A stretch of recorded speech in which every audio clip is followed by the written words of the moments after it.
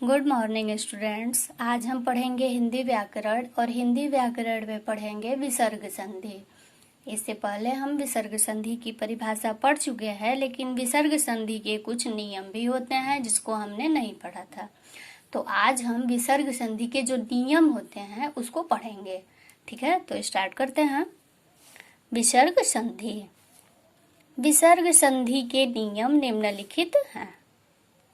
विसर्ग संधि के नियम निम्नलिखित हैं।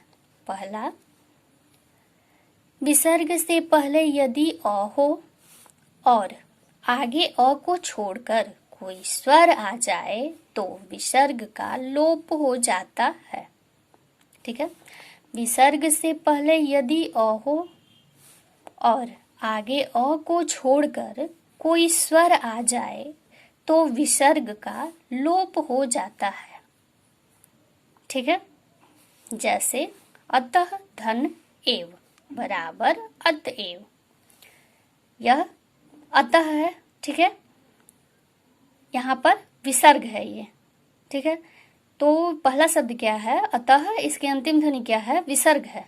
अतः, तह अह है और विसर्ग से पहले क्या आया है? अ आया है। तो अगर विसर्ग से पहले अ आता है और विसर्ग के आगे अ को छोड़कर कोई अन्य स्वर आता है तो ऐसी स्थिति में विसर्ग का लोप हो जाता है। तो यह तो विसर्ग है और विसर्ग से पहले अ आया है और विसर्ग के आगे ए आया है। तो इस प्रकार अतः धन एव बराबर अतएव। यहाँ पर विसर्ग का लोप हो गया है। यहाँ विसर्ग नहीं दिखाई दे रहा है, विसर्ग का प्रयोग यहाँ पर नहीं हुआ है। अतः धन एव बराबर अतएव। ठीक है, दूसरा है, यदि विसर्ग से पहले अ हो और उसके आगे वर्ग का तीसरा, चौथा, पांचवा वर्ण एवं य, र, ल, व, ह में से कोई व्यंजन आ जाए तो विसर्ग का ओ हो जाता है।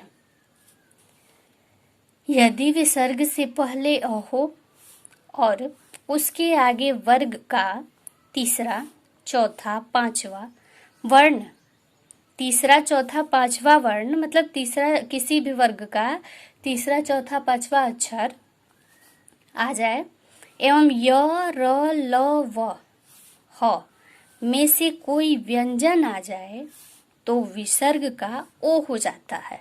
विसर्ग के स्थान पर ओ का प्रयोग होता है। ठीक है ना, जैसे मनः धन रथ बराबर मनोरथ।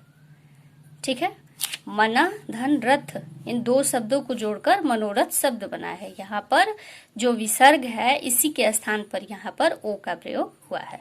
ठीक है, मनः धन दशा बराबर मनोदशा। तीसरा नियम है, यदि विसर्ग से पहले अ, आ को छोड़कर कोई स्वर हो तथा उसके आगे वर्ग का तीसरा, चौथा, पांचवा अक्षर या य, र, ल, व, ह आए तो विसर्ग का र हो जाता है। ठीक है, यदि विसर्ग से पहले अ, आ को छोड़कर कोई स्वर हो, ठीक है ना, विसर्ग से पहले अ, आ को छोड़कर कोई स्वर ही होना चाहिए, लेकिन अ, आ को छोड़कर, तथा उसके आगे वर्ग का तीसरा, चौथा, पांचवा और उसके आगे वर्ग का तीसरा, चौथा, पांचवा अक्षर या य, र, ल, व, ह आए तो विसर्ग का र हो जाता है। ठीक है, यहाँ पर विसर्ग का र हो जाता है, लेकिन यह र क्या है? पूरा र नहीं है, आधा र है। इसका मतलब कि विसर्ग का आधा र हो जाएगा। जैसे निह, ये जोड़ का चिन्ह है, धन, यहाँ धन लिखा है। ठीक है, बराबर निर्धन। ठीक है, निह, इसमें विसर्ग है यह, और विसर्ग से पहले क्या आया है? छोटी आया है, छोटी स्वर है, छोटी की मात्रा का प्रयोग हुआ है यहाँ पर। और उसके आगे वर्ग का यह क्या है? कौन सा है? यह चौथा है अक्षर। जैसे त, थ, द, ध, त, थ, द, ध, त वर्ग का चौथा अक्षर है ये। ठीक है ना। तो ऐसी स्थिति में क्या होगा, ये जो विसर्ग है, विसर्ग के जगह पर र का प्रयोग हो जाता है, ठीक है ना, लेकिन र आधा होता है।